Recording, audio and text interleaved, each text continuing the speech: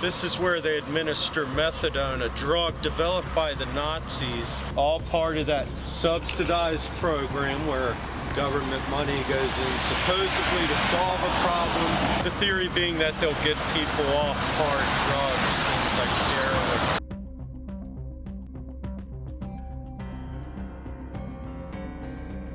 Methadone is best known for its use in the treatment of opioid addiction, although it can also be used for treating chronic pain.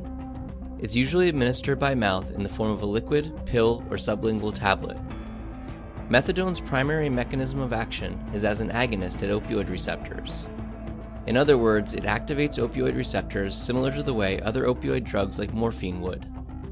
It also acts as an antagonist or blocks NMDA glutamate receptors, which is thought to contribute to its pain-relieving effect. The methadone turns you more into a zombie, so they're walking around as a zombie. Because it has a similar mechanism of action to other opioids, methadone causes enough stimulation of opioid receptors to reduce cravings for other opioid drugs and to prevent a patient from experiencing withdrawal symptoms. 10% of them might be on cocaine when they go in. When they come out, 50% is statistically proven are cocaine addicts. Unlike most other opioids, however, methadone typically only has to be administered once a day to achieve these effects.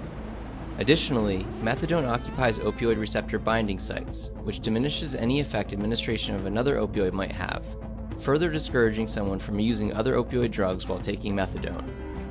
Altogether, methadone's pharmacological action lowers the likelihood a patient will abuse other opioid drugs. Just so they can get out of bed in the morning, they start doing the other stuff, the cocaine, so they become addicted to other cross drugs. Since methadone has a similar mechanism of action to other opioids, patients also often become dependent on methadone, and some may need to take the drug for a prolonged period of time, or even for the rest of their life. When people ask the doctor, "Hey doctor, can we lower my dose? Because I thought we were going to try to get me off of this stuff." And they say, "Why would you want to do that?" Because the drug is administered by a medical professional, however, doses can be controlled, and the risk of fatal and non-fatal overdose for someone on methadone is much lower than for someone who continues abusing opioids. And a lot of times they'll yank people off of it knowing the guy's going to go out and overdose off street drugs if they're not complying with them. Additionally, methadone treatment is associated with a reduction in intravenous drug use, and thus a lower risk of contracting bloodborne diseases like HIV. Rachel is a struggling heroin addict and has been using heroin for quite a while. When it comes to prescribing medication, it is very precise and is made for the patient's needs. Those who choose methadone replacement therapy will experience the benefits and may also experience some mild negative side effects. In Rachel's case, she experienced reduction in infectious disease due to stopping opiate abuse, particularly injection drug abuse, overall improvement in quality of life, improved social functioning, better chance at long-term recovery success, and lastly, it can also reduce criminal activity for people due to stopping other drug use. The cons of this program include mild symptoms such as stomach ache, constipation, or sweating.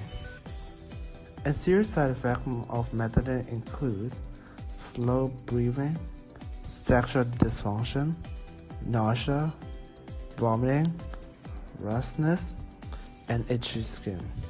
My proposal is that we find alternatives other than the methadone program. You know, things where people could get treatment for their drug problems, but where they don't become addicted to another drug or a pharmaceutical drug of any type, where they completely, get off them rather than trying to solve one problem by getting a new problem. Well, thank you, Brian, and have a great day.